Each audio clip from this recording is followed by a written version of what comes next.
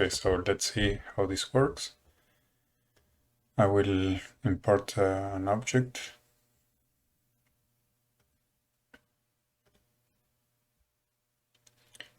Sometimes the objects are huge and we cannot even see the model there. It's not this case, but if that happens, you can select the object and press the dot, the punctuation. I'm not sure how do you call it, the dot on the numpad, and that will center the view on the object. Then press N, and this one is 76 meters tall. We have to scale it to around 2 meters, or depending on what you're doing. But in this case, it also has a floor that I will remove.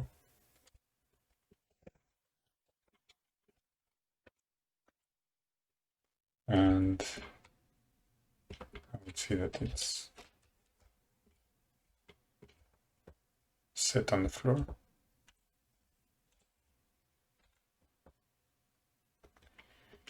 And also apply all transformations so the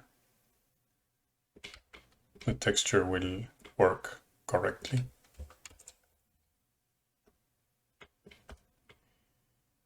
Then I have a lot of materials here because I was doing some tests, but the CH material is the one. Select that one.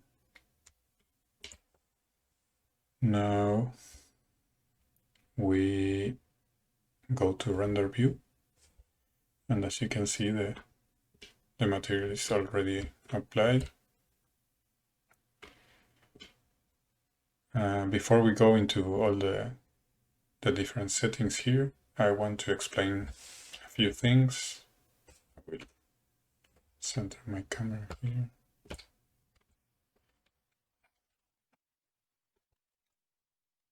And again, apply it for the rotation.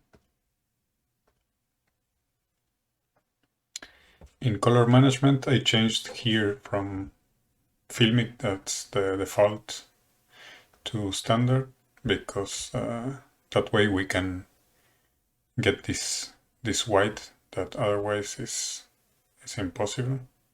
Then we can activate the shadow catcher. This is for Eevee, and works also with the transparent background. You can export this and change the background as you want. And a few things to change, for example, everything about the shadows. You can tweak them in a lot of ways. I'm using a sun lamp because I think it's the best for this case, because you have an even light coming from one direction. And if you go to that lamp, you have, for example, well, the shadows. This is usually at 1, but in this case, for example, the shadows are not complete because this is like reduces the shadows of the self shadows of the object. So for that's of course you can tweak it as you want, but in my case I prefer this in 0 here. As you can see, the shadow is not complete. You can also make some changes here. I don't think one of the things you can change is the distribution, for example. But I think it's not well. Depending on what you're doing, you can change that also. Here, the contact shadows, you can change the distance here, depend on what you're doing. bias, and thickness. Well, this is all depending on what you're looking for. I'm not using it at the moment. And there's also the EV options here. You can activate ambient occlusion. You will see in some places, for example, here, how it adds a bit of darkness there. And also you have the shadows here. This is for the sun lamp. If you use any other lamps, you can use this one. But here is like the quality of the shadows. Let me remove this. If you have this, for example, as you increase it, it's like more exact. And also soft shadows is to give a little bit of softness in the edges. Now we can talk a bit about the shader. I will deactivate this. So you have the scale. That's basically the scale of the texture. If you go lower, there, you will see that this is huge. And as you increase the scale, it becomes smaller and smaller. Then you have brightness is the same as changing the strength of the sun lamp. Basically, you can see.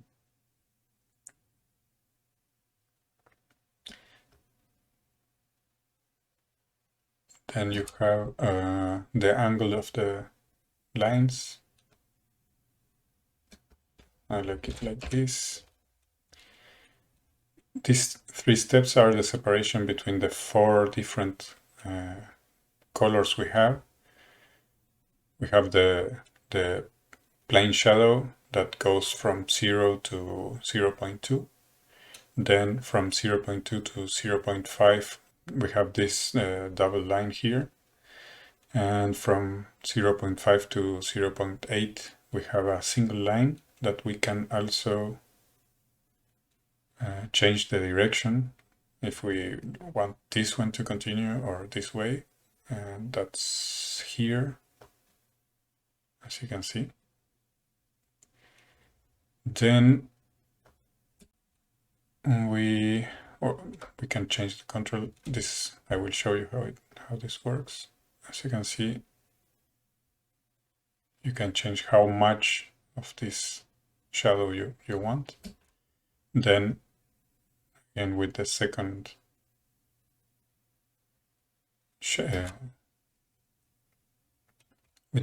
color, and same thing with the third, that when it ends, it's completely white, as you can see here.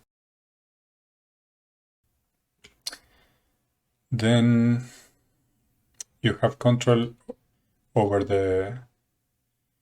these 2 textures.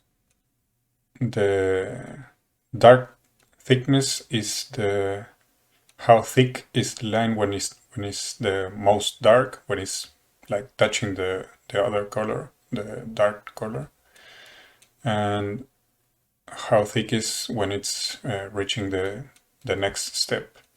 For example, if I make this dark, thicker, you can see the line starts super thick and goes thinner at the end. And you can change that one here also. Becomes super thin, or well, you have that control there. And also the same thing for this line. You can make them, if you want, you can make them the same size, and you will have an even line. In this case, the single line, you have the direction, and then you can change the thickness of the starting point, and as it goes to a region with more light, how much it loses that thickness, how much thinner it becomes. And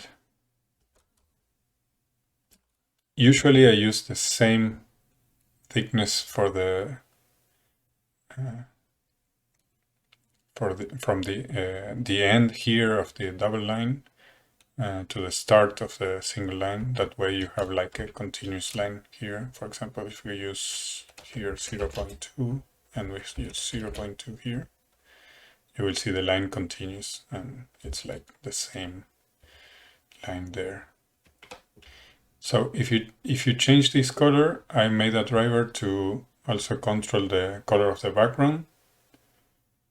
If you see in the world material, I did a separation here. You have this one is the one that gives light to the object, and this one is separated, and it's just for the color. It won't affect the lighting.